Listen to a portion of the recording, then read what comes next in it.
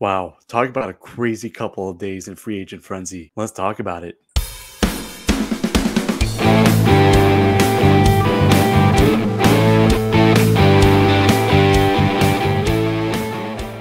Names out there, who they're going to, and how much they're worth. So, without further ado, let's talk about it.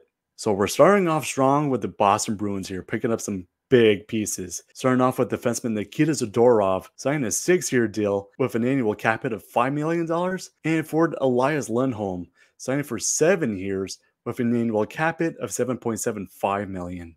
Zadorov had some pretty good numbers playing for the Canucks this year, having a total of 5 goals and 14 points. And the same case goes for Lindholm, tallying 6 goals and a total of 12 points here. Obviously, Boston is a great team to begin with, and looks like they're trying to tidy up a couple spots here and hoping to make a better run next year. And now moving on to the Carolina Hurricanes. They haven't pulled any free agents, but they definitely re-signed a couple big pieces here. Starting off with a few defensemen, and Shane Gottsberger, Jacob Slavin, and Sean Walker. So Gostisbehere has signed a 3-year extension with an annual cap hit of $3.2 million, and Slavin signed a big one, signed for 8 years with an annual cap hit of $6.46 million. And the new free agent being here as Sean Walker signed a 5-year deal with an annual cap hit of 3.6. Obviously, looking at these few deals, it seems like the Hurricanes were already set off, so they want to make sure to lock up some big pieces in order to have some big runs in years to come. So now moving on to the Columbus Blue Jackets, they haven't really done much, but they did sign a big centerman in Sean Monahan, signed for a 5-year deal with an annual cap hit of $5.5 million. Monahan split his time between the Montreal Canadiens and the Winnipeg Jets last year, getting some pretty good numbers here as well, tallying up 26 goals and a total of 59 points between the two clubs. But unfortunately, his cup run ended up being short in the first round. So hopefully, when it comes to Monahan, this could be the spark that the Blue Jackets desperately need.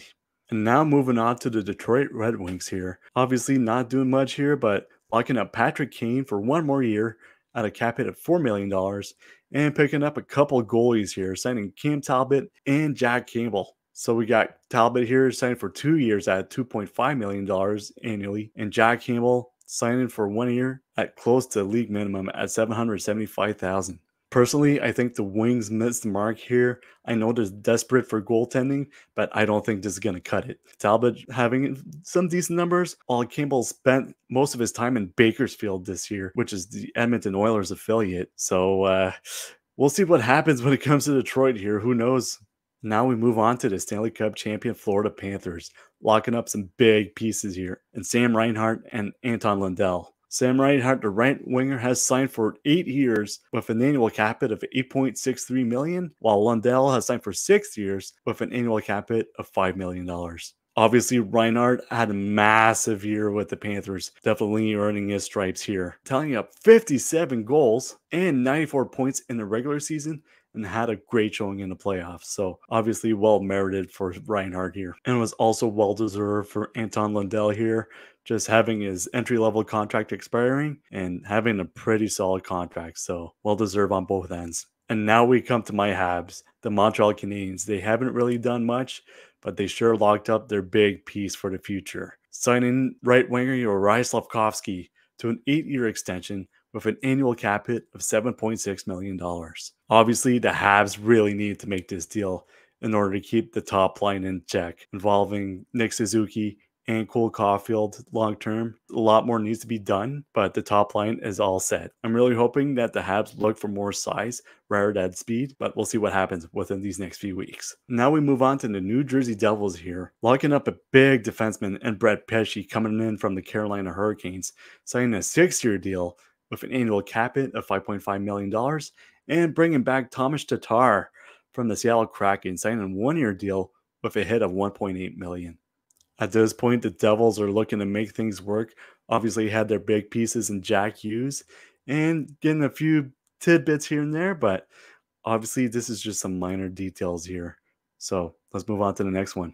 Now we talk about a very hostile market here in the Ottawa Senators, but they did manage to sign a few guys here, starting with left winger David Perron, signing a 1-year contract at $850K. Right winger Michael Madio signed for 3 years with an annual hit of 2.6, and re-signing Shane Pinto to 2 years at an annual cap hit of 3.75. The Sens are looking for more experienced guys. I can see why they picked up Perron, but it's an interesting one coming from Michael Amadio, playing for the Vegas Golden Knights last year, tallying up 14 goals and 27 points. But when it comes to Pinto, the Sens are taking a big chance here, being that Pinto got suspended 41 games this past year for abusing the NHL's gambling policy. We'll see what happens for the Sens. So now we move on to the Philadelphia Flyers. I'm sure Ryan's going to like this one. They've signed up their big draft pick from last year, which is right winger Matvei Michkov, signed him to his entry-level deal with an annual cap hit of $950,000. The writing's on the wall. The Flyers are continuing their rebuild. They came so close to making the playoffs. And this was a blessing in disguise, being that Michkov got released from his contract in the KHL just for him to come back to the North American side. Great things are coming Philadelphia's way. And now I'm closing into my last two teams, but I found these two had the biggest impact the last couple of days. Starting off with the Tampa Bay Lightning, signing free agent Jake Gensel to a 7-year contract with an annual hit of $9 million and re-signing defenseman Victor Hedman to a 4-year deal with an annual hit of $8 million. Gensel was the most sought-after agent I found here. Looks like they were trying to find replacements for Steven Stamkos after he left for Nashville here, but I think this is going to be a great replacement. And also locking up Hedman for a few more years. Looks like Tampa's going to be trying to make a few more runs here, so they're not done yet. And unfortunately, I can't believe Ryan's making me talk about his Toronto Maple Leafs, but they sure pulled off quite a few strings here. Re-signing Max Domi to a 4-year deal with an annual hit of $3.75 million. And signing some big defensemen here. Starting off Chris Tanev, signing into a 6-year deal with an annual hit of $4.5 million. And getting Oliver Ekman-Larsson, signing him to a 4-year deal with an annual hit of $3.5 million. And to top it all off, they have signed goalie Anthony Stolarz from the Florida Panthers, signed him to a 2-year deal with an annual hit of $2.5 million. This screams they needed a D-man, and I think they found the right ones, and the Leafs were lucky on this one. Tanev and Ekman-Larsson bring plenty of experience, with Tanev losing out in the Western Conference Final this year, and Ekman-Larsson coming from the Stanley Cup champion Panthers. But I still think they need some solid goaltending, and I think they have a great start of signing Anthony Stolarz here after getting rid of Ilya Samsonov. But yet again, they are hanging on to Matt Murray for one more year, which I haven't added down below. Ryan, if you're watching this, it's a great start, but there's still a lot of work that needs to be done here. Now, this wraps up my Eastern Conference side of things when it comes to free agency.